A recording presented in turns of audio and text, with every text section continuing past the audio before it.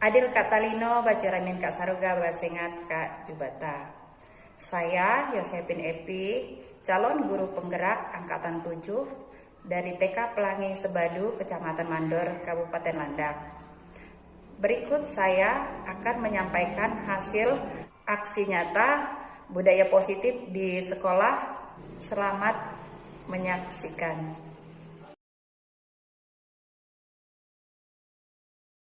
Adil Katalino, Bacuramin Kak Saruga, Basengat Kak Jubata.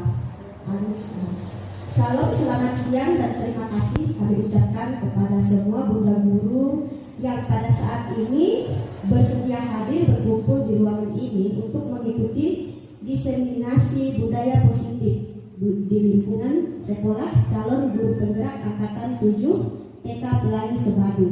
Baik, kita akan memulai acara ini dengan yang pertama kita akan menyanyikan lagu Indonesia Raya yang akan dipimpin oleh Bunda Mina. Kepada semua yang ada di tempat ini kami mohon untuk berdiri. Baik, untuk acara selanjutnya kita akan mendengarkan kata sambutan dari Kepala TK Pelangi Sebadu, yaitu dari Bunda Titin Juliati Eka SPD. Terima kasih kepada pembicara yang beri kesempatan kepada kami. Saya selaku Kepala TK Pelangi ingin beri sambutan kepada Shalom, selamat siang. Saya juga kepada kita semua. Puji dan syukur kita panjatkan kepada Tuhan.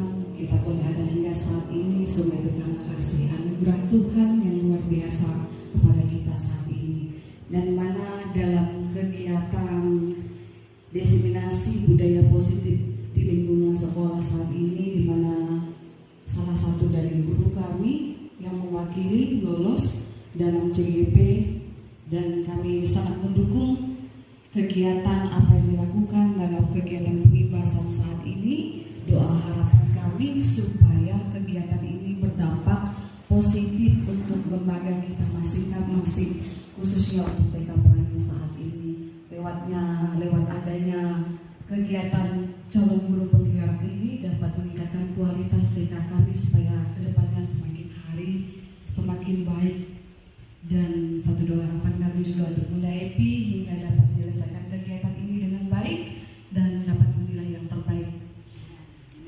Mungkin singkat kata ini saja sambutan dari kami. Kami ucapkan terima kasih. Adil Katalino, Bacuramin Kak Saruga, Basengat Kak Jubata. Shalom. Baik, terima kasih untuk Bunda Eka yang telah memberikan kata sambutan. Dan selanjutnya kita akan masuk kepada acara inti, yaitu penyampaian materi diseminasi budaya positif di lingkungan sekolah calon guru penggerak Angkatan ke-7. Kepada Bunda Yosepin Epi SPD, waktu dan tempat kami persilakan. Baik, terima kasih atas waktu dan kesempatannya Bunda Ida. Shalom. Adil Katalino, Bacuramin Kak Saruga, Basengat Kak Jubata. Terima kasih ya para bunda udah datang ke undangan kegiatan diseminasi yang akan saya sampaikan hari ini, di mana kita akan memaparkan materi tentang diseminasi budaya positif di lingkungan sekolah, tentang bagaimana saya menyampaikan materi yang sudah saya terima selama saya mengikuti pendidikan, karena kebetulan saya lolos sebagai calon guru penggerak Angkatan 7 dari TK Pelangi Sebadu. Nah, baik, kita akan memulai kegiatan kita. Baik, kita akan mulai. Nah, saya akan menyampaikan tentang elaborasi pemahaman modul 1.4 tentang budaya positif. Nah, saya akan melakukan pertanyaan pemantik dulu. Tadi saya sudah memberikan lembar kecil ya, itu ada 3 lembar. Nah, itu ada pertanyaan, ada 3. Nanti pertanyaan tersebut kita isi di sini. Pertanyaan pertama di kolom 1, pertanyaan kedua di kolom 2, pertanyaan ketiga di kolom 3. Adapun saya bacakan pertanyaan pertama, nanti tinggal isi setuju dan tidak setuju. Pertama, hukuman dapat mendisiplinkan anak. Apa pendapat Bunda semua? Lalu yang kedua, pemberian hukuman dengan hal positif seperti membaca atau membersihkan hal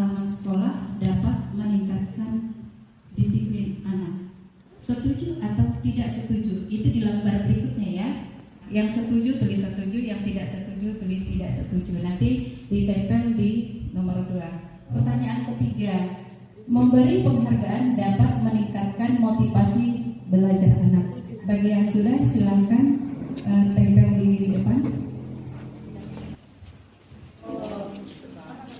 Ya, terima kasih atas partisipasinya.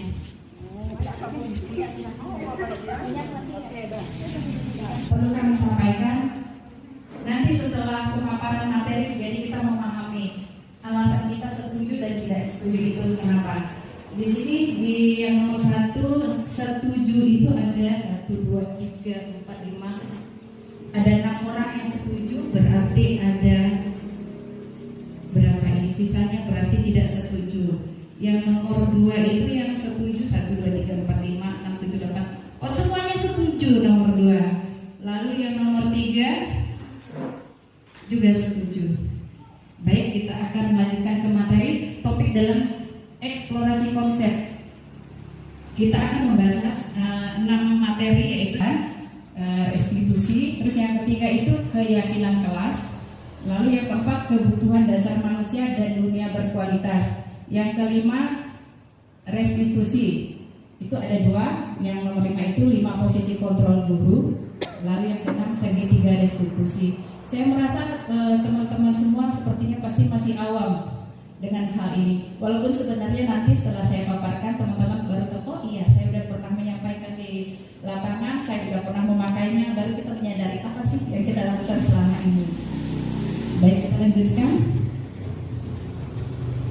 Nah, kita akan satu kali lagi kita akan merubah paradigma. Jadi saya minta 2 bunda maju ke depan.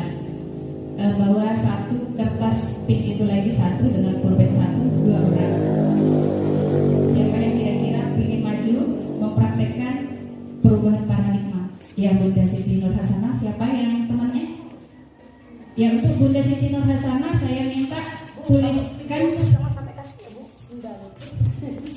tuliskan sesuatu yang Bunda anggap berharga. Tuliskan. Nanti untuk Bunda Fitri yang nanti lawannya sebagai lawannya. Jadi Bunda Fitri tidak perlu menulis, tulis aja apa yang Bunda anggap berharga. Anak misalnya perhiasan, uang, atau siapa aja, atau apa aja. Rumah mungkin. 1 yang menulis, nanti 1 yang mempraktekkan. Kira-kira apa, Bu? Tidak mesti kata benda. Kita bisa saja berupa misalnya cinta, silakan. Atau yang pertahankan apa? Pernikahan atau suami, pacar, boleh. Bagi yang jomblo yang boleh ya, Bu. Dan sekarang tolong gulung Bunda. Yang gulung dulu. Gulung itu Bunda genggam di tangan kiri atau tangan kanan terserah. Nah, Bunda Fitri maju ke depan. Minta Bunda Fitri mencoba membuka dengan sekuat tenaga. Boleh dengan merayu, meminta, memberikan iming-iming, bahkan mengancam atau dengan cara apapun. Yang penting Bunda Siti bisa membuka tangannya. Silakan. Bunda Siti akan mempertahankan atau tidak? Boleh dengan cara mengkritik juga boleh. Yang penting terbuka.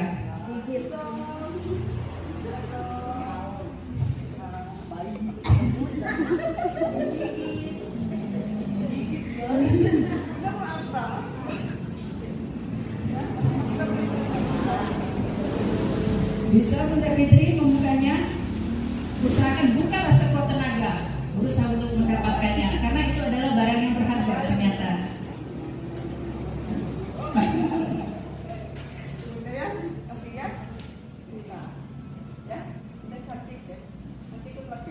Oh, boleh.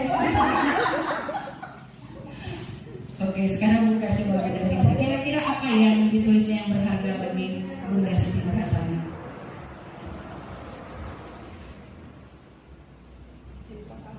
Cinta kasih. Baik, silakan. Silakan duduk. Terima kasih.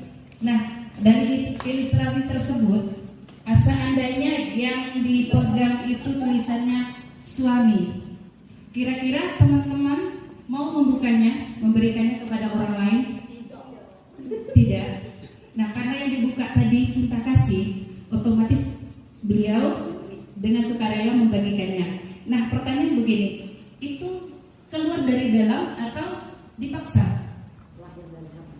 Lahir dari hati. Oke, itu menjadi catatan kita, lahir dari hati. Mari kita lanjutkan materi berikutnya. Nah, ini dia yang dimaksud perubahan paradigma, teori kontrol atau teori pilihan yang kita berikan ilustrasi kontrol tadi, di mana kita selalu berpikir guru bisa mengontrol murid. Berapa banyak teman-teman yang berpikir demikian, berilusi begitu, bisa mengontrol murid? Ada yang berpikir kita dapat mengontrol murid? Lalu ilusi bahwa kritik dan membuat orang merasa bersalah dapat menguatkan karakter. Misalnya kita suka mengkritik anak kita, kita akan menguatkan karakternya dengan mengkritik kesalahannya atau kelalaiannya. Ada yang berpikir begini dengan ilusi itu? Lalu ilusi bahwa semua penguatan positif, efektif dan bermanfaat. Lalu yang ketiga, ilusi bahwa orang dewasa memiliki hak untuk memaksa. Apakah benar demikian termasuk kita sebagai orang tua? Nah, berikutnya kita akan melihat perubahan paradigma stimulus respon atau teori kontrol tersebut. Siapa sesungguhnya yang memiliki kontrol? Ada dua. Menurut stimulus respon, PS teori kontrol. Sekarang kita bisa melihat menurut teori stimulus respon, kita mencoba mengubah orang agar berpandangan sama dengan kita. Lalu sementara menurut teori kontrol itu kita berusaha memahami pandangan orang lain tentang dunia. Artinya ada dua pandangan yang berbeda. Kita di posisi yang mana selama ini? Lalu yang kedua, di stimulus respon itu ada perilaku buruk dilihat sebagai suatu kesalahan. Sementara untuk teori pilihan itu semua perilaku memiliki tujuan. Sekalipun buruk, kadang-kadang didik kita lakukan kesalahan atau pelanggaran, itu ternyata menurut teori pilihan adalah bahwa itu memiliki tujuan. Tapi kita tidak tahu tujuannya apa sebelum kita menggalinya. Nanti akan kita gali lebih jauh dari materi ini. Lalu menurut stimulus respon, orang lain bisa mengontrol saya. Nah, kalau menurut Bunda Siti tadi, apakah Bunda Siti berprasangka orang lain dapat mengontrol beliau? Kalau tadi, apakah Bunda Fitri bisa mengontrol Bunda Siti supaya memberikan hal yang berharga? Nah, menurut Bunda Siti bisa. Tetapi di teori pilihan, hanya Anda yang bisa mengontrol diri Anda, atau hanya diri kita yang bisa mengontrol diri kita. Orang lain tidak bisa mengontrol kita, atau kita tidak bisa mengontrol orang lain. Demikian juga pemaksaan ada pada saat bujukan gagal. Apakah benar demikian? Apakah pernah terjadi kepada kita sebagai guru atau orang tua di lapangan melakukan hal ini? Artinya kita sudah merasa anak itu harus ikut maunya kita. Jadi kita membujuk, memaksa anak-anak. Tetapi ternyata di teori pilihan itu kolaborasi dan konsensus menciptakan pilihan-pilihan baru. Nah, lalu yang terakhir, model berpikir menang kalah. Berpikir menang kalah itu begini. Kita sebelum mencoba, kita mempertimbangkan, wah, kira-kira saya bisa apa tidak, mampu atau tidak, menang atau tidak. Terkadang hal ini menghambat kita untuk melangkah maju ya. Lalu ternyata di teori pilihan itu kita harus berpikir modelnya adalah menang-menang. Artinya jangan berpikir hasilnya dulu, prosesnya. Ayo kita jalani. Mau itu nanti hasilnya baik atau hasilnya bagaimana, itu nomor 2. Tetapi kita harus mencoba. Itu menurut teori pilihan. Lalu yang selanjutnya, nah, disiplin positif itu ternyata menurut teori kontrol dari William Glasser itu menyampaikan ada 4 hal di mana Anda tidak bisa mengontrol orang lain karena hanya Anda yang bisa mengontrol diri Anda. Lalu yang kedua, semua perilaku memiliki tujuan. Ini terdapat di teori motivasi. Lalu model berpikir menang-menang itu tadi terdapat juga di 5 posisi kontrol guru dan segitiga restitusi yang akan kita bahas lebih jauh lagi. Lalu yang keempat, kebutuhan kita berbeda. kita bersama memahami pandangan orang lain tentang dunia. Artinya kita bisa menghargai orang lain bahwa pandangan kita ternyata berbeda. Setiap kita memiliki tujuan. Itu didasari oleh kebutuhan 5 kebutuhan dasar manusia. Teman-teman, kalau kita mendengar kata disiplin, apa yang terpikir? Sanksi. Apa lagi? Aturan. Ada lagi? Kalau mendengar kata disiplin, kira-kira senang apa ngeri? Ngeri ya. Nah, ternyata disiplin itu dasarnya itu bukan untuk bikin ngeri. Kata disiplin berasal dari bahasa Latin, artinya disiplina, artinya belajar. Ternyata disiplin itu artinya belajar. Sementara selama ini yang kita pikirkan disiplin itu ternyata menakutkan, karena apa yang kita rasakan dari mulai kita dari SD sampai kita ke perguruan tinggi, yang kita rasakan kata disiplin itu pasti pemaksaan ya. Disiplin diri membuat orang menggali potensinya menuju sebuah tujuan apa yang dia hargai. Ternyata disiplin itu sebenarnya bagus, hanya saja mindset kita mengenai kata disiplin ini lumayan buruk.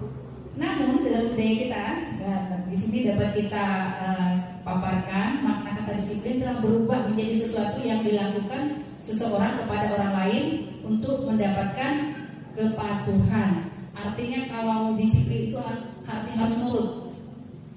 Lalu kecenderungan umum adalah menghubungkan kata disiplin dengan ketidaknyamanan, bukan dengan apa yang kita hargai atau pencapaian suatu tujuan mulia.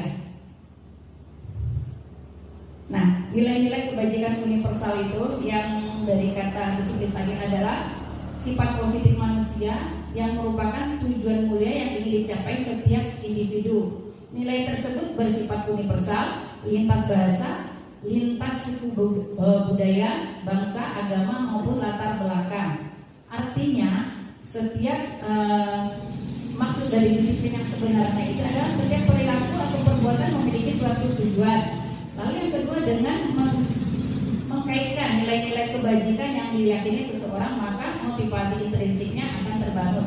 Motivasi intrinsik ini motivasi yang keluar dari dalam diri sendiri, bukan dari luar. Kalau luar itu namanya ekstrinsik. Lalu sehingga menggerakkan motivasi dari dalam untuk mencapai tujuan mulia yang diinginkan.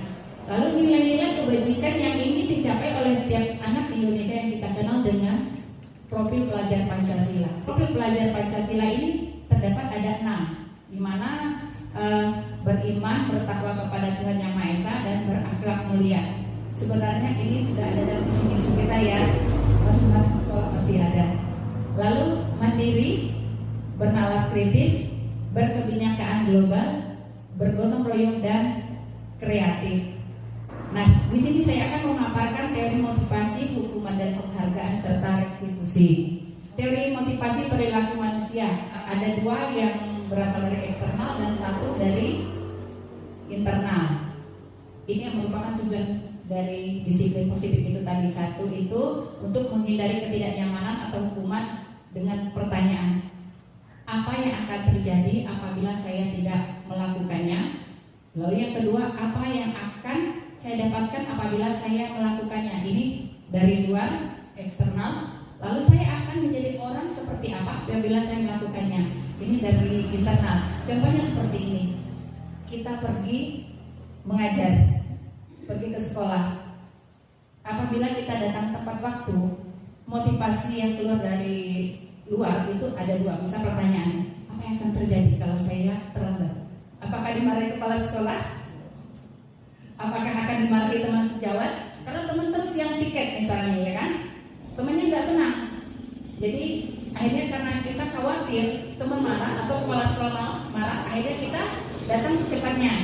Itu motivasi yang keluar dari luar. Tapi kalau dari dalam, pasti pertanyaan yang akan keluar, saya akan menjadi orang seperti apa apabila saya datang tepat waktu. Kira-kira apa? Orang seperti apa kalau kita datang tepat waktu? 1, udah pasti bertanggung jawab. Kedua, disiplin, betul. Ternyata kata disiplin itu positif akhirnya. Terus ketiga, ada nggak kira-kira? Kalau kita datang ke sekolah tepat waktu, Ya, kalau menjadi guru teladan itu kira-kira itu motivasi dari luar atau dari dalam? Karena kalau kata teladan itu biasanya kan akan dipuji orang ya, bukan dari diri kita sendiri. Ya, kalau kita mencintai pekerjaan kita kira-kira dari dalam atau dari luar? Dalam. Nah, kalau kita mencintai pekerjaan kita, apakah kita akan datang terlambat? Tidak. Kalau kita orang bertanggung jawab, tidak. Jadi nggak perlu harus dimarahi kepala sekolah atau di omeli di belakang oleh orang tua murid, ya kan? Pernah kejadian? Pernah diprotes orang tua murid karena datang terlambat? Pernah. Akhirnya merasa nyaman atau tidak, teman-teman? Tidak nyaman. Artinya motivasi yang keluar dari luar, ya. Nah, sekarang kita akan membahas kata merdeka menurut Ki Hajar Dewantara.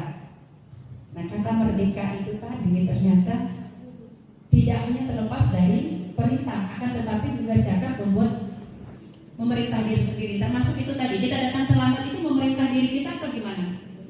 Artinya kita menjadi orang yang merdeka, ya. Lalu kita kalau buat RPP, kira-kira itu apakah intrinsik atau ekstrinsik? Keharusan, kewajiban. Tetapi kalau kita tidak menggunakan RPP, kira-kira tercapai tidak pembelajaran kita? Tidak, ya. Pada itu juga membuat kita lebih simpel, ya, memudahkan kita. Artinya sebisa mungkin apa yang kita lakukan itu adalah untuk kenyamanan kita atau tujuan baik dari kita. Jadi jangan lagi motivasinya dari luar nih. Kalau dari luar artinya kita belum siap menjadi guru yang baik. Oke. Dihukum oleh penghargaan.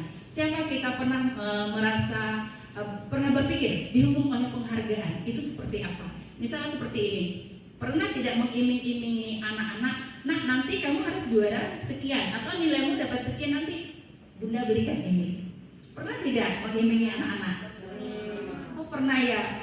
Nah ternyata itu bahasanya dihukum oleh penghargaan. Kenapa demikian? Bahwa penghargaan berlaku sama dengan hukuman, dalam arti meminta atau membujuk seseorang melakukan sesuatu untuk memenuhi suatu tujuan tertentu dari orang yang memintanya atau membujuknya, dari kita misalnya anak, ya. Lalu dorongannya itu eksternal dan akan ada faktor ketergantungan. Beberapa dampak dari pemberian penghargaan menurut Al-Fiqh. Penghargaan itu merupakan hukuman. Lalu yang kedua, penghargaan mengurangi ketepatan. Lalu penghargaan tidak efektif, penghargaan merusak hubungan. Kenapa demikian? Semua ada alasannya. Kalau penghargaan itu menghukum, dia begini. Kalau anak yang juara 1, juara 2, juara 3, kira-kira anak yang di bawah juara 1 perasaannya gimana? Sedih, ya. Nah, itu artinya penghargaan menghukum anak-anak lain yang tidak mendapatkan juara. Ternyata perankingan kita selama ini kurang mendidik. Walaupun niat kita adalah menghargai prestasi, tapi ternyata prestasi itu dapat dihargai dengan beberapa hal. Nanti juga akan saya sampaikan di sini. Lalu penghargaan mengurangi ketepatan. Lalu yang ketiga, penghargaan itu ternyata tidak efektif. Mengapa tidak efektif? Itu begini. Kejadian saya pernah mengalami waktu saya iming-iming anak saya, nanti kalau kamu juara 1 terus nanti dapat ini. Ternyata ada saatnya anak itu mencapai titik jenuh. Pernah mengalami anaknya mencapai titik jenuh, malas belajar. Apalagi sekarang ada HP. Nah, saat mengalami titik jenuh, penghargaan itu ternyata tidak efektif. Lalu penghargaan merusak hubungan.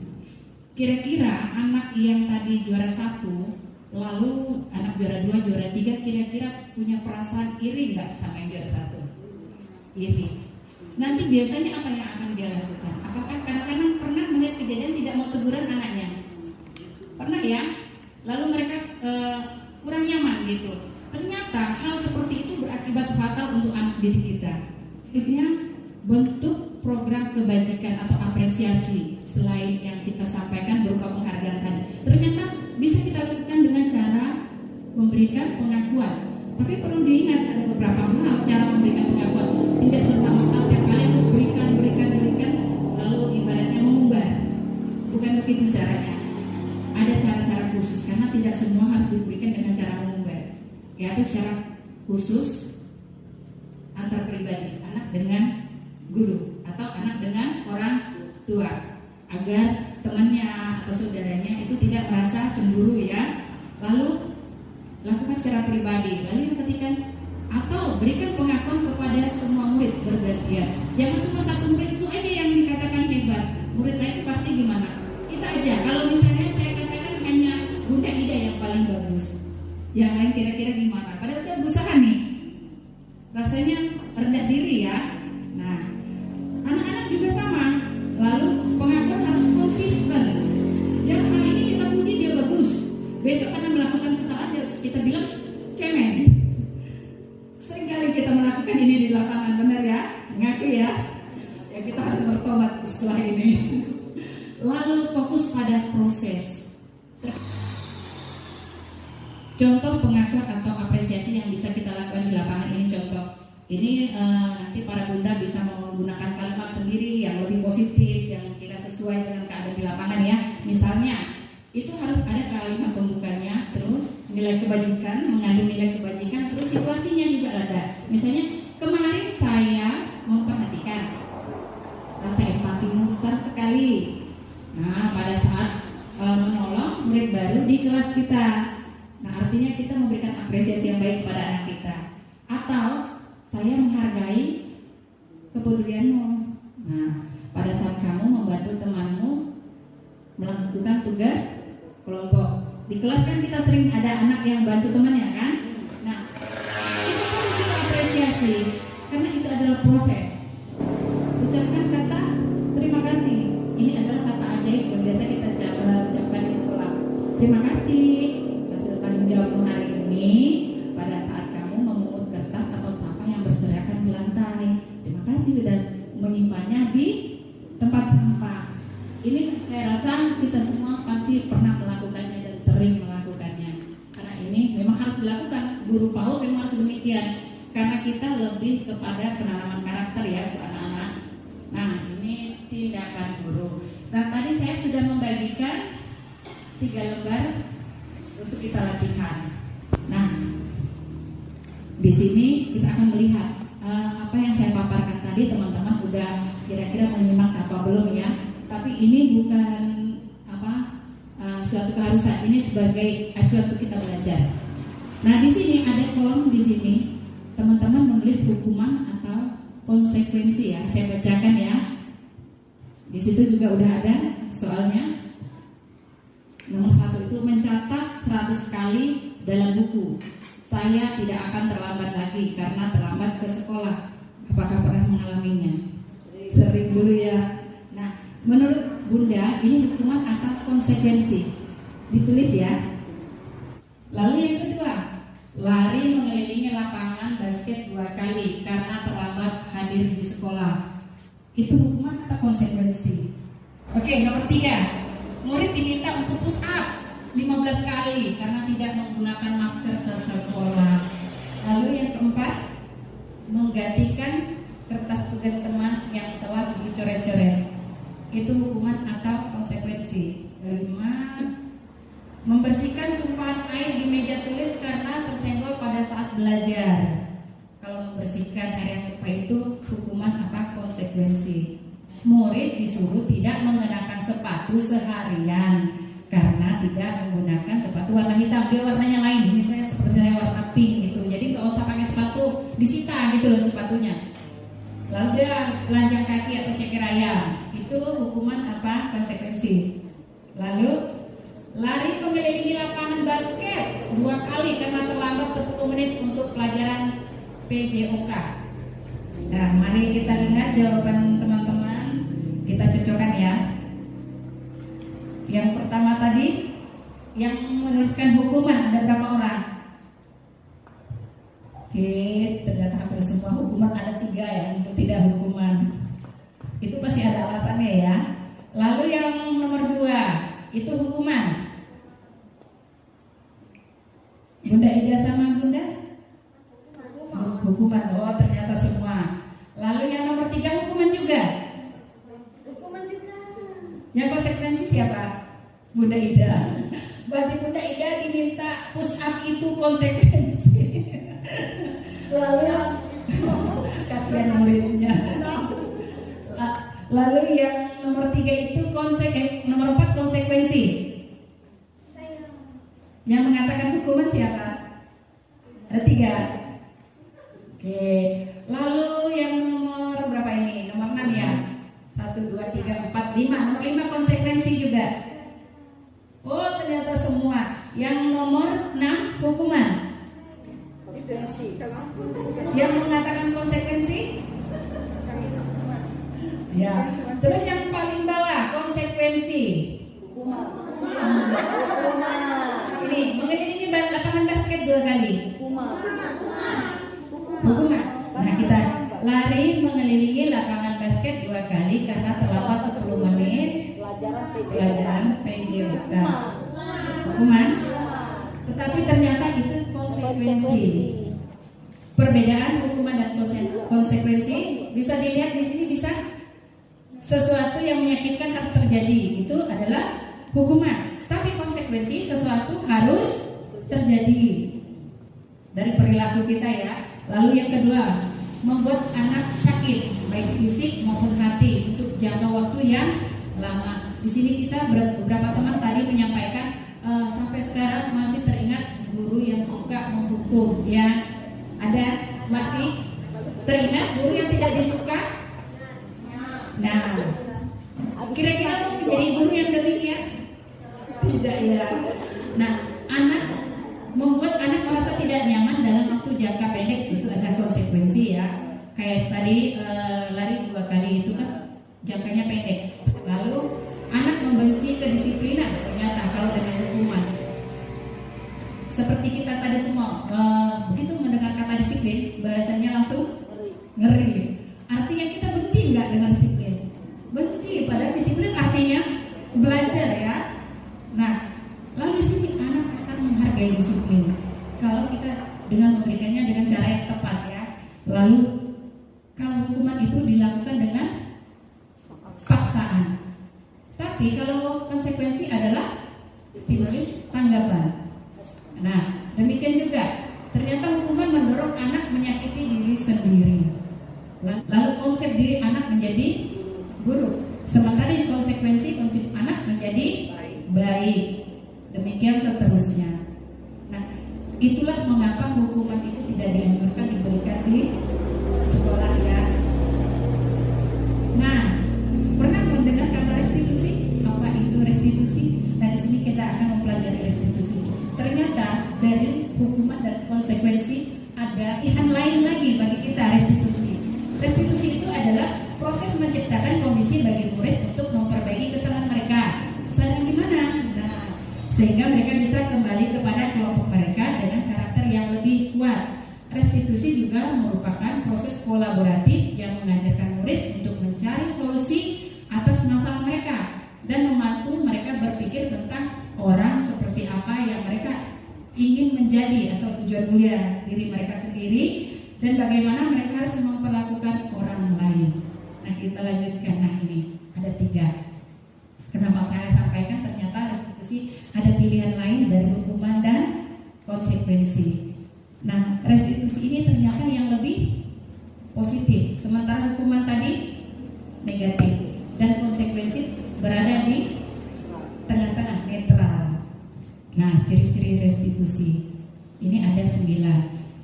Nah, restitusi itu bukan untuk menebus kesalahan, namun belajar dari kesalahan, memperbaiki hubungan. Ini berupa tawaran, bukan paksaan ya. Ini tawar-menawar nih. Lalu restitusi menuntut untuk melihat ke dalam diri. Restitusi mencari kebutuhan dasar yang mendasari tindakan. Restitusi adalah cara yang paling baik, fokus pada karakter bukan kepada tindakan, berfokus pada solusi, mengembalikan murid yang berbuat salah kepada kelompoknya. Oke. Nah, ternyata restitusi itu mengarah ke sini. Pernah mendengar kata keyakinan kelas? Selama ini yang kita dengar itu pertama peraturan ya. Ada nggak peraturan di kelas masing-masing? Kalau kami di TK Pelangi itu ada namanya janji murid. di sekolah yang Bunda semua ada? Ada juga ya. Mungkin agak berbeda. Seperti apa itu nanti kita bahas juga. Nah, di sini. Mengapa tidak peraturan saja? Mengapa harus keyakinan kelas? Ada alasannya. Nah, begini. Kalau kita pakai kendaraan, pakai motor nih, wajib nggak pakai helm? Apa tujuannya pakai helm? Pelindung aman ya. Nah, kalau itu artinya sebuah keyakinan apa peraturan? Peraturan tapi ya diyakini. Kalau itu hanya sekedar peraturan, ada yang melanggar? Ada ya.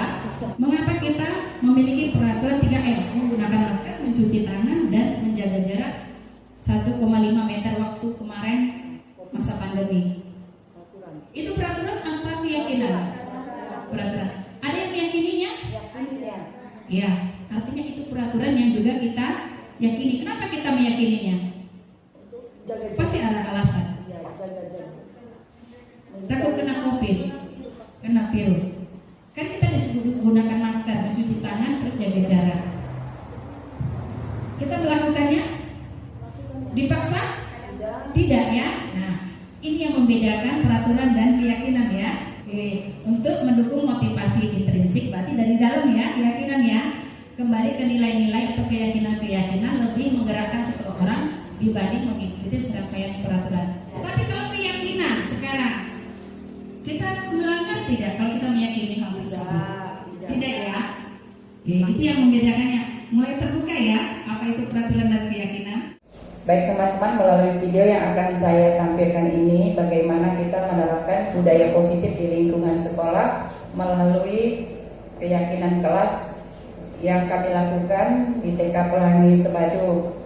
Adapun melalui video ini saya berharap nanti di sekolah masing-masing teman-teman bisa membuat keyakinan kelas dengan keadaan dan tujuan yang berbeda. Ada kata lima pelajaran yang tak terjawab dengan Kak Jubata. Saya, Yosepin Epi, calon guru penggerak angkatan 7 dari TK Pelangi Sebadu, Kecamatan Mandor, Kabupaten Agam. Berikut saya akan menyampaikan hasil aksi nyata budaya positif di sekolah yang saya lakukan. Adapun video ini menampilkan aksi nyata yang telah dilakukan anak-anak melalui keyakinan kelas kami dengan membuang sampah pada tempatnya, yaitu mencintai lingkungan dan ciptaan Tuhan. Selamat menyaksikan. Bagi saya lingkungan dan ciptaan Tuhan.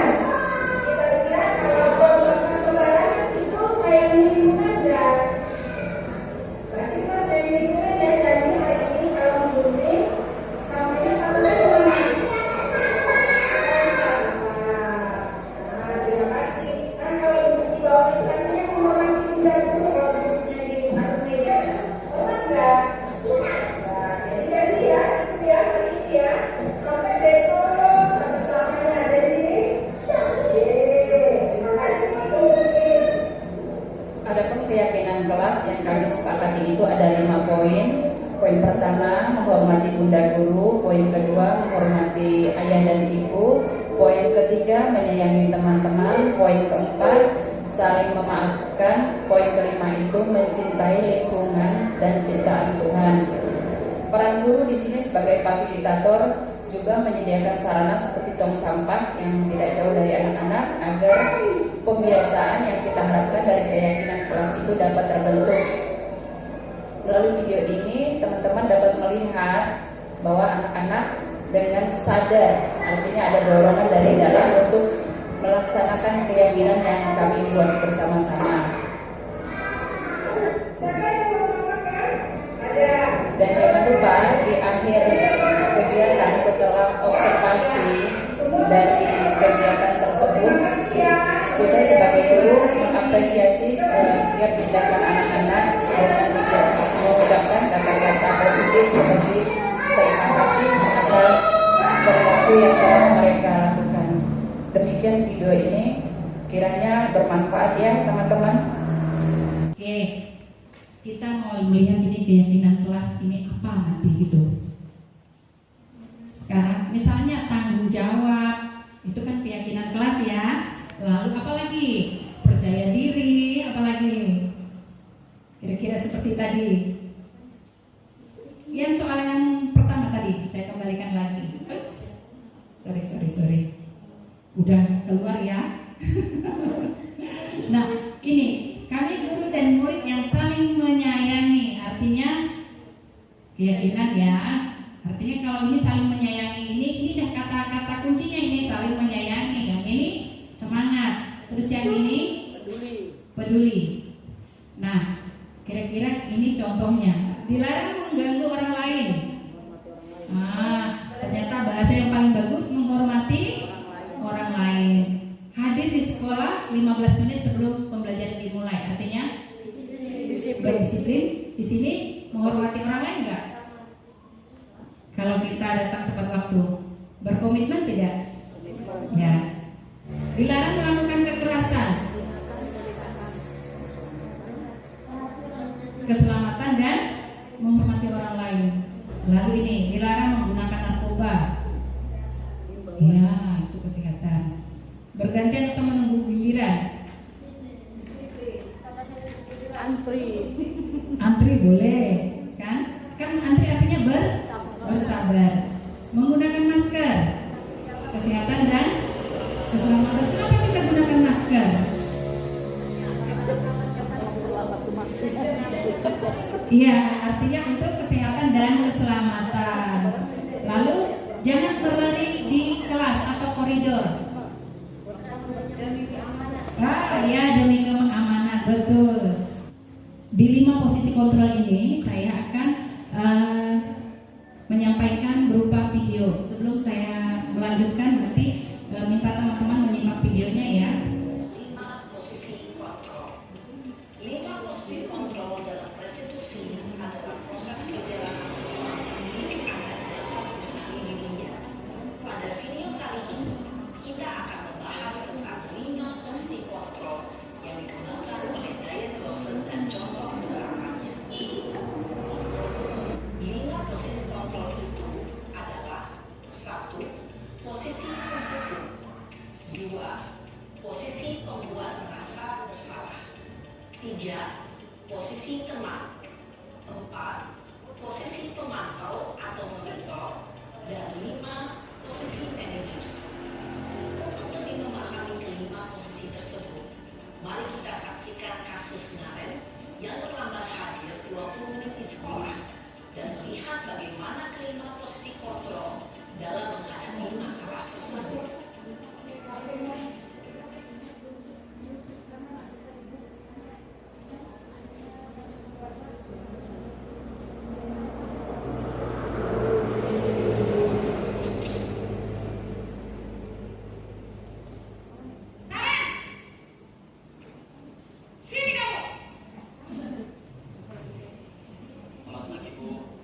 Selalu terlambat. Kamu deh, pasti terlambat.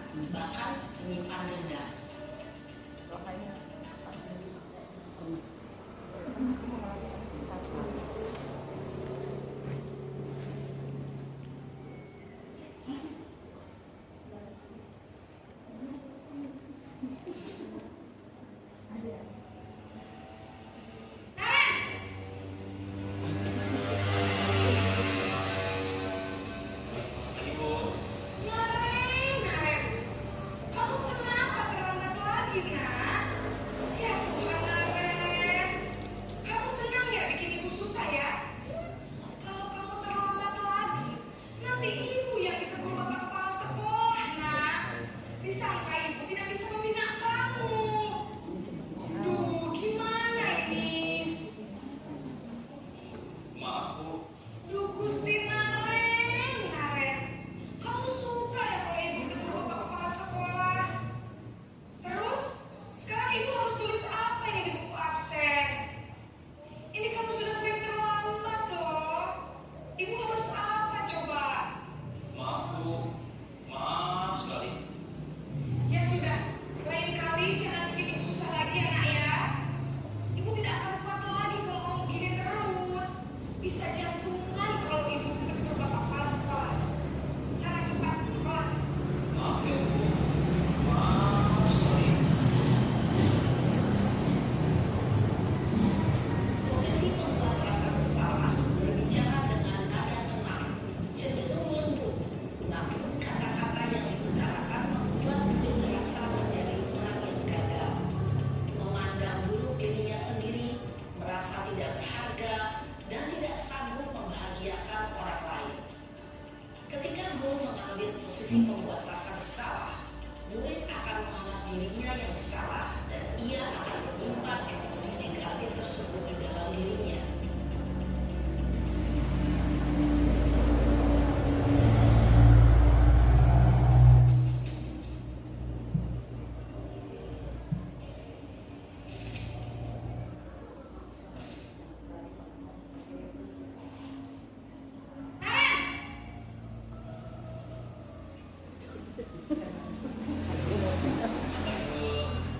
Wah, sudah jam berapa ini nak? Terlambat lagi ya sayang. Iya Bu, habis ibu saya lupa membangunkan saya Bu. Kamu malah menyalahkan ibu kamu. Kamu bukannya anak yang larinya paling kencang. Kok terlambat sih? Iya Bu, saya memang terlambat bangun tadi. Jadi biarpun saya rincang, tetap gak kekejar Bu. Ya sudah sana. Nanti lain kali larinya lebih kencang lagi ya. Biar gak terlambat lagi. Bikin seneng ibu demi ibu. Bisa kan? Bisa lah Bu. Ya sudah sana masuk kelas. Ibu beresin urusan absen kamu. Kamu ini ada-ada saja. Dalam posisi teman, guru berbicara dengan nada suara ramah, akrab, cenderung bersenda gurau untuk menjaga suasana tetap santai. Murid akan merasa senang, aman, dan akrab dengan guru. Identitas yang tercipta adalah identitas sukses atau berhasil. Namun, perlu diingat, karena ini masih dorongan eksternal, maka ada faktor ketergantungan dari murid kepada orang tertentu. Di sini guru absennya, sehingga di lain waktu murid bisa berperilaku baik, namun hanya kepada orang-orang tertentu saja.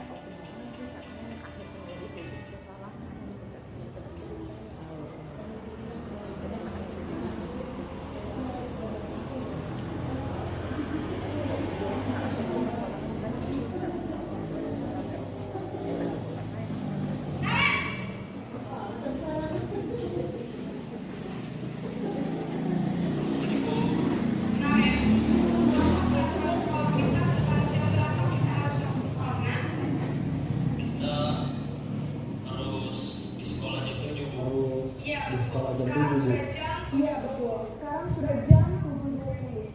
Kalian sudah tahu konsekuensinya jika terlambat hadir.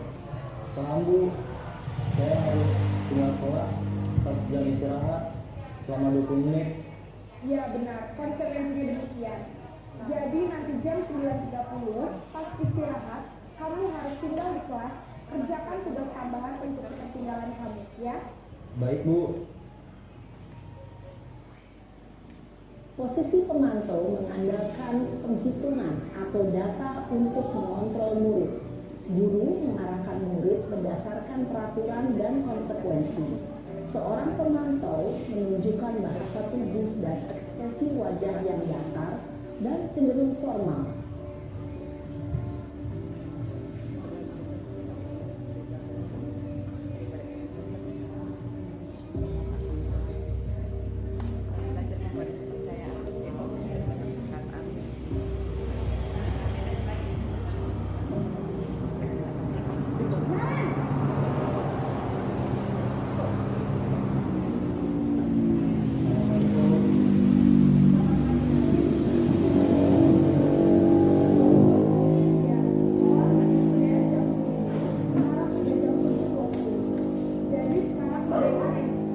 Maaf Bu, saya lupa setel alarm saya semalam. Baiklah, menurut kamu, keyakinan sekolah yang mana yang perlu kamu tingkatkan?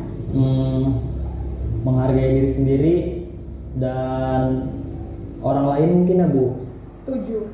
Jadi, apakah Naren meyakini prinsip saling menghormati tersebut? Iya Bu, saya meyakininya. Apakah Naren bersedia memperbaiki masalah keterlambatan ini? Bersedia Bu. Bagaimana kamu akan perbaiki masalah keterlambatan ini? Saya akan coba untuk tidak lupa menyetel alarm saya Bu. Baik, kalau Naren lupa menyetel alarm di rumah, ada orang yang kira-kira bisa bantu mengingatkan tidak? Ada Bu, kakak saya, Kak Emma. Ada lagi selain Kak Emma? Selain Kak Emma, ada ibu saya. Baik, jadi yang mengingatkan Naren adalah Kak Emma dan ibu kamu ya? Kira-kira akan mulai setel alarm kapan nih Naren? Setelah pulang sekolah, akan segera saya lakukan. Baik, jadi Naren akan setel alarm untuk bangun besok pagi dan akan diingatkan oleh kakak dan ibunda Naren ya. Ada lagi yang mungkin perlu dilakukan Naren agar tidak terlambat bangun lagi? Tidak ada Bu. Baik Naren, terima kasih untuk kerjasama kamu. Sekarang kamu perlu kembali ke kelas untuk belajar. Baik Bu, terima kasih.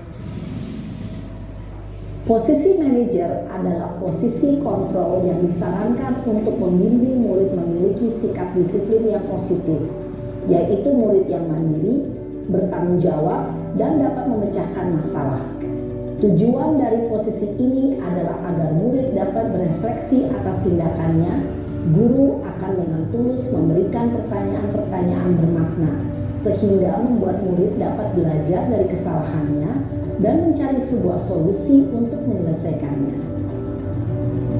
Ibu dan Bapak guru hebat, setelah mengamati adegan kelima posisi kontrol tadi, kira-kira posisi mana yang paling ideal? Posisi mana yang dapat menunjang motivasi intrinsik murid? Ya, tentu posisi manajer. Posisi ini memang posisi ideal yang ingin dituju setiap pendidik.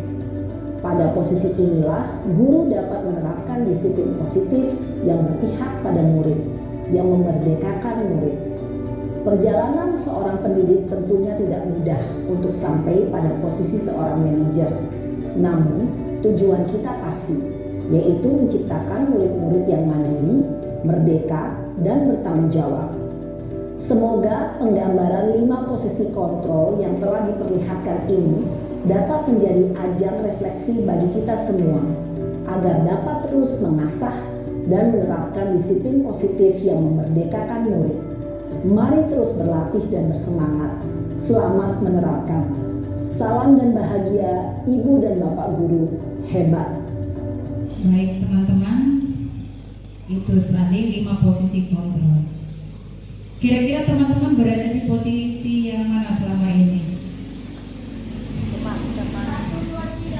1, 2, 3. Posisi penghukum, lalu pembuat orang merasa bersalah, teman yang udah melakukan posisi pemantau berada di posisi yang keempat. Ada? Selama ini sudah dijalankan?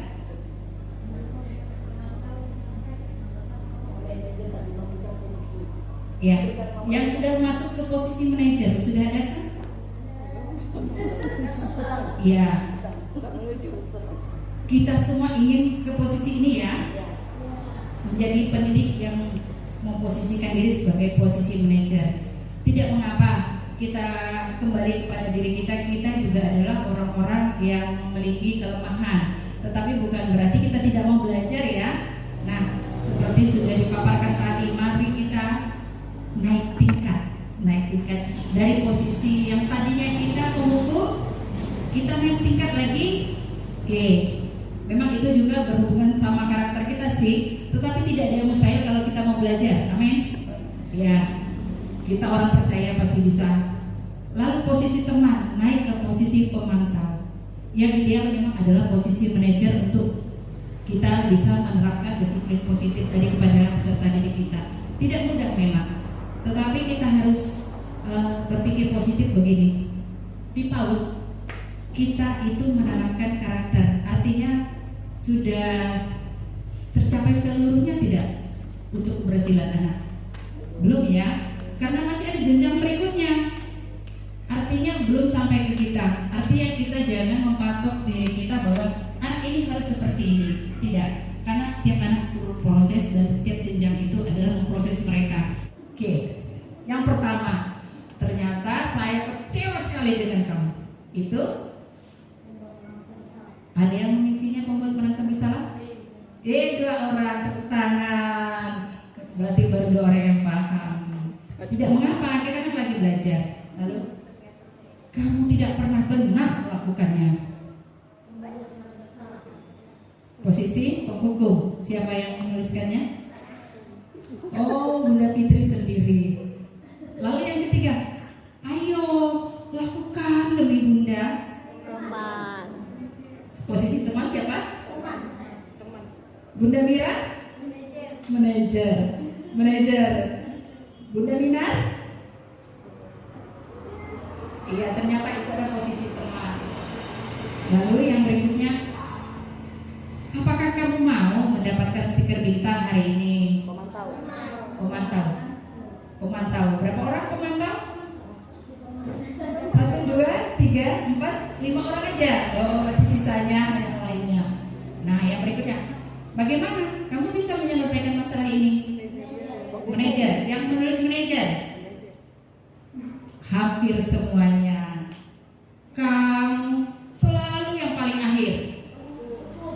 Oke, yang menuliskan penghukum. Oh, ada yang baru menulis. Oke. Berarti sampai di sini paham? Kalimat-kalimat itu kita sebagai posisi di mana? Manajer. Oke. Nah, kita sampai ke segitiga restitusi video lagi. Kita simak video ini ya. Segitiga restitusi adalah suatu proses dialog yang dijalankan oleh guru atau orang tua agar dapat menghasilkan murid yang mandiri dan bertanggung jawab.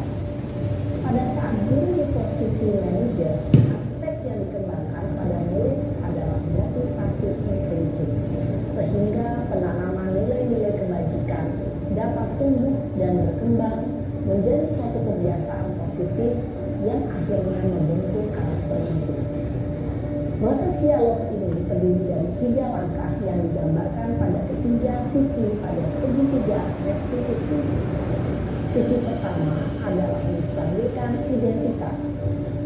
Sisi yang kedua adalah validasi tindakan yang sama. Dan sisi yang ketiga adalah menanyakan keyakinan.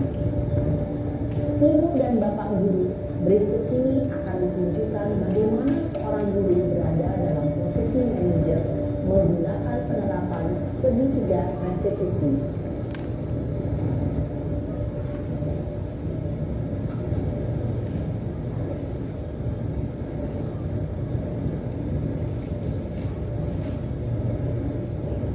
Iya, Sarah. Sudah lama nggak ketemu Sarah? Kenapa hari ini ada di sini? Kesel Pak, kesel banget. Masa aku dikatain tukang fitnah Pak? Ya aku marah lah. Aku balik ngatain Eka di depan kelas. Kesel banget. Oh begitu. Ya pasti kamu marah dan kesal. Bapak juga akan marah apabila ada yang menuduh Bapak seperti itu. Kemudian pada saat itu kamu mau melakukan apa? Ya saya langsung ngatain Eka lah Pak. Kesel banget. Saya bentak-bentak dia depan teman-teman lain. Oh begitu. Pasti kamu yang itu perjuangan kepentingan. Iyalah, masa saya diam saja Pak? Ya saya bela diri lah. Masa saya dituduh tukang fitnah? Ya wajar lah. Mempertahankan harga diri itu sesuatu yang penting buat kamu. Untung kamu tidak membuat kegagalan, hanya membentak yang lain. Iya Pak. Untung saya masih bersabar dan hanya membentak saja. Sudah gemes padahal, saya pasti bela diri lah. Ya pasti ya.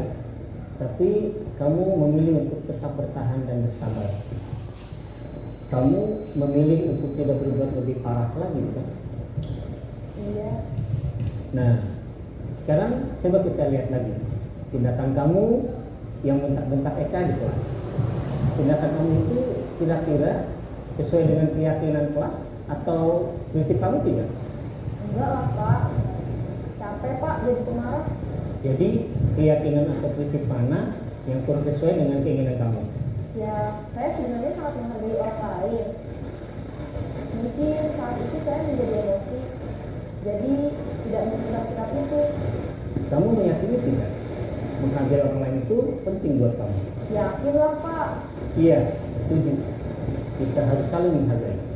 Namun ada juga keyakinan yang kita sepakati yang perlu kita jalankan apabila kita sedang marah, bukan? Ya, saya bisa beraktif mulai dengan diri sendiri. Saya bisa jadi lebih sabar, berani juga berpikir mau apa selanjutnya. Kira-kira kamu bersedia memperbaiki masalah ini tidak? Sedia Pak. Kalau sampai memperbaiki masalah ini, kamu akan menjadi orang seperti apa? Saya akan menjadi orang yang bertanggung jawab kali ya Pak. Dan senantiasa proaktif. Iya, menurut kamu bagaimana rasanya menjadi orang seperti itu? Ya nyaman lah, bangga bisa bersabar dan tahan diri. Baiklah kalau begitu. Yuk kita pikirkan bagaimana memperbaiki masalah ini. Ibu dan Bapak guru hebat, baru saja kita menyaksikan contoh bagaimana seorang guru berada dalam posisi manajer menggunakan penerapan segitiga restitusi. Mari kita bahas.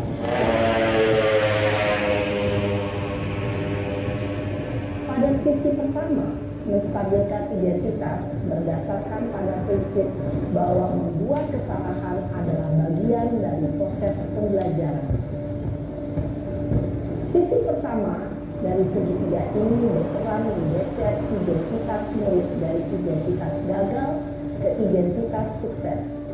Murid yang sedang bertingkah laku yang tidak pantas atau menarik diri saat itu sedang mengalami identitas gagal. Bila kita mengkritiknya, maka posisinya tidak akan berubah. Kita bisa mengajukan pernyataan ini. 1. Membuat kesalahan sesuatu yang wajar. 2.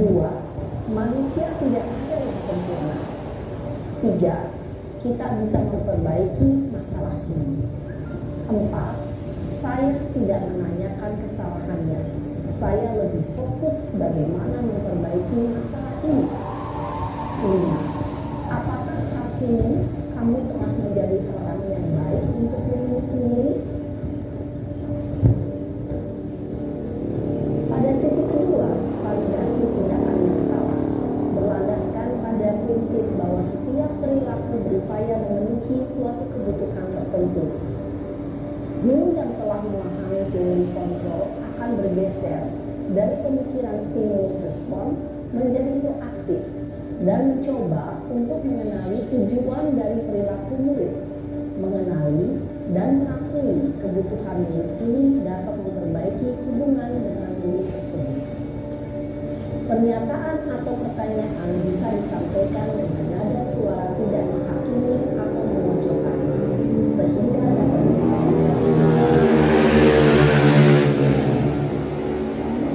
bertindak lebih gegabah lagi dari ini.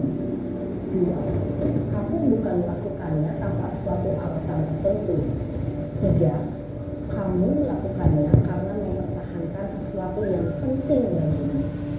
4. Mungkin kamu bisa mempelajari suatu perilaku baru yang lebih efektif. Bersediakah kamu mempelajarinya? Selanjutnya, kita akan simak sisi terakhir, yaitu menanyakan keyakinan. Teori kontrol menyatakan bahwa pada dasarnya kita termotivasi secara intrinsik. Pada saat perilaku yang salah telah divalidasi dan identitas sukses telah stabil, maka murid telah siap menaikkan keyakinan-keyakinannya dengan tindakannya yang salah dan pemikirannya telah bergeser ingin menjadi orang yang tuju. Pertanyaan-pertanyaan ini dapat menaikkan keyakinan-keyakinan yang dianut murid. 1. Sebagai keluarga atau kelas, apa yang kita yakini? 2. Nilai-nilai apa yang telah kita sepakati? 3. Seperti apa gambaran sebuah kelas yang ideal bagi kami? 4. kamu ingin menjadi orang seperti apa?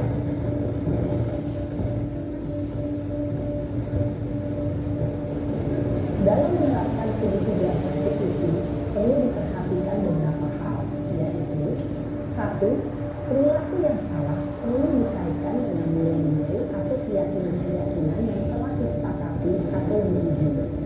2. Kesediaan orang yang melakukan kesalahan untuk memperbaiki masalah. 3. Pemecahan masalah sebisa mungkin relevan atau memiliki hubungan dengan masalah yang ada. 4. Usaha. Perlu adanya suatu usaha perbaikan dari pihak yang berbuat kesalahan. 5. Waktu. Perlu didedikasikan waktu dari pihak yang berbuat kesalahan. Tanyakan kapan akan mulai diberlakukan usaha untuk memperbaiki masalah. Dengan memahami struktur penerapan segitiga restitusi, diharapkan guru dapat menerapkan posisinya sebagai manajer dengan mengajukan pertanyaan-pertanyaan bermakna yang dapat membuat murid menjadi lebih percaya diri, bertanggung jawab, dan mandiri. Nah, Ibu Bapak Guru perlu tidaknya mengikuti ketiga tahapan dalam segitiga restitusi bergantung pada ringan beratnya suatu permasalahan. Misalnya, bila permasalahan tersebut ringan, maka tidak perlu dijalankan secara berurutan. Bahkan bisa semudah menanyakan apa keyakinan yang kita sepakati. Dengan menjalankan segitiga restitusi, dengan mengajukan pertanyaan-pertanyaan bermakna, diharapkan murid menjadi lebih kuat secara pribadi, dapat membuka wawasan hidup agar dapat menyelesaikan permasalahannya sendiri, semakin percaya diri, mandiri, dan merdeka. Salam dan bahagia, Ibu Bapak Guru hebat. Baik, itu tadi video mengenai segitiga restitusi. Udah paham sampai di sini apa itu segitiga restitusi? Nah, segitiga restitusi itu merupakan salah satu hal yang harus dimiliki guru sebagai posisi manajer. Dari video tadi mengajarkan kita cara-caranya, langkah-langkahnya yang harus kita terapkan. Kalau kira-kira menurut teman-teman itu sulit apa gampang? Sulit. Susah-susah gampang. Sepertinya susah-susah gampang. Tapi kita harus berpikiran menang dan menang. Nanti kita mau mencoba ya. Kita mencoba di lapangan. Tapi pasti bentuknya berbeda sama teman-teman yang jenjang lain. Karena video tadi kan menggambarkan jenjang yang lebih tinggi. Ini adalah salah satu untuk menstabilkan identitas anak. Apa manfaatnya? Ternyata untuk membuat anak yang merasa gagal karena berbuat salah menjadi positif terhadap dirinya. Artinya dia tidak memandang buruk dirinya ya. Nah, bagaimana kata-kata yang baik? Nah, ini adalah salah satu contoh. Ini ada beberapa kalimat yang bisa kita gunakan nanti di lapangan. Oke. Lalu selanjutnya untuk memvalidasi kebutuhan. Nah, tujuannya adalah membantu murid mengenali basic kebutuhan dasar yang ingin dipenuhi ketika melakukan kesalahan tersebut. Karena kesalahan tersebut pasti ada alasannya ya. Lalu pada dasarnya setiap tindakan manusia tujuannya adalah memenuhi ini basic needs, apakah itu power, freedom, love and belonging, fun atau survive. Yang ini tadi 5 dasar kebutuhan manusia. Nah, guru bisa berkata ini kalimat-kalimat ini. Kita akan melakukan kalimat-kalimat positif. Oke, berikutnya menanyakan keyakinan. Nah, tujuannya adalah untuk anak melihat kesalahannya dihubungkan dengan norma sosial dan nilai-nilai yang mendasari manusia berinteraksi dengan orang lain. Artinya kalau saya nggak mau diganggu, jangan mengganggu orang lain. Demikian kira-kira. Intervensi 30 detik. Teman-teman ada yang bersedia maju untuk menyampaikan refleksinya tentang kegiatan hari ini? Tadi katanya Bunda Fitri sudah 1. Siapa lagi? 2 orang atau 3 orang? Terima kasih. Pertanyaan pertama adalah apa yang merupakan paradigma saya yang saya dapatkan dari kegiatan diseminasi budaya positif di lingkungan sekolah yang disampaikan oleh Bunda Epi. Hal baru yang saya dapatkan yaitu cara menyampaikan sesuatu kepada anak muda murid agar lebih berbeda lagi, karena yang lebih banyak saya lakukan itu lebih ke teman pemantau, belum ke manajer.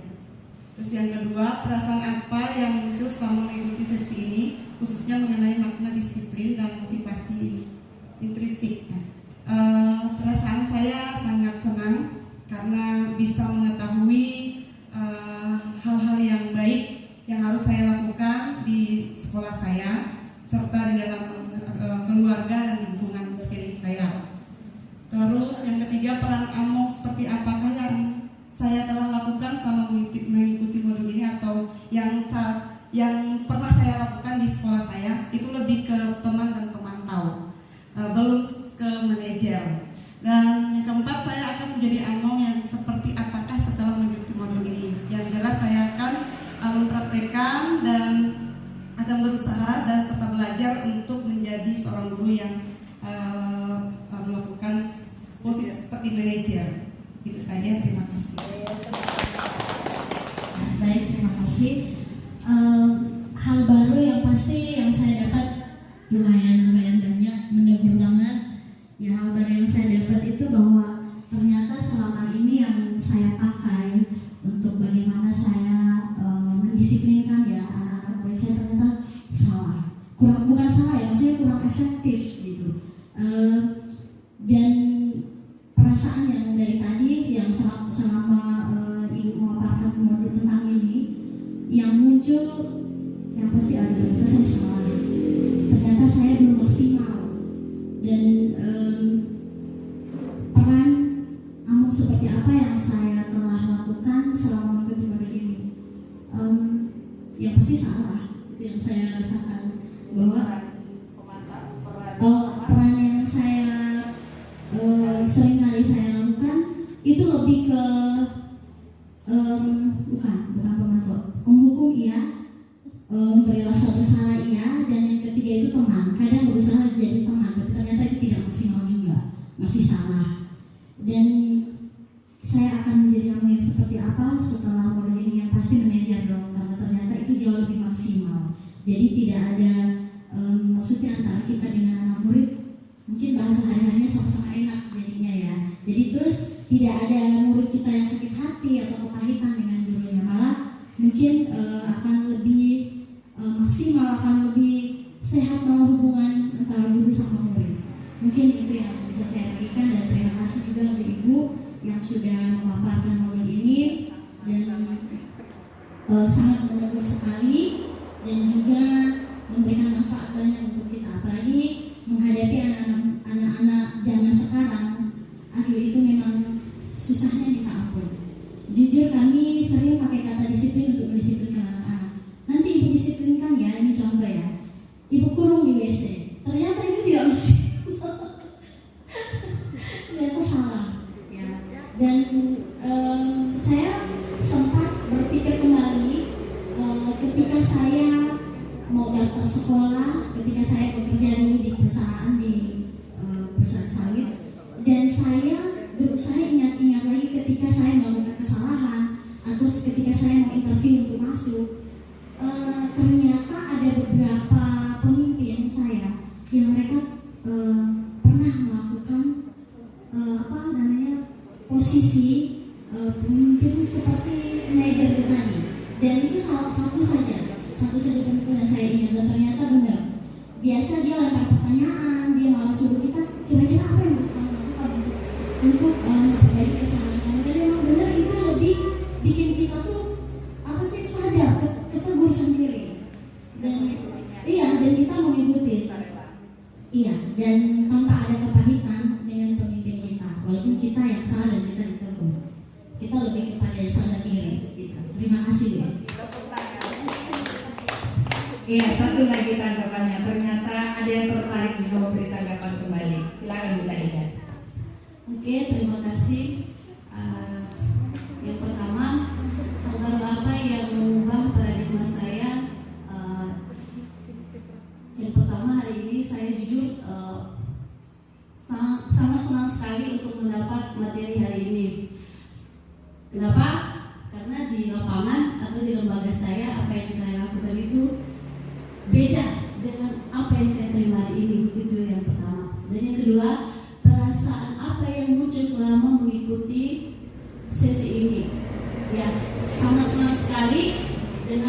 yang terutama yang sudah Ibu sampaikan bagi kami tadi sangat membangun dan sangat mengubah paradigma yang tentunya yang lama akan diubahkan supaya lebih bagus lagi cara pengajarannya.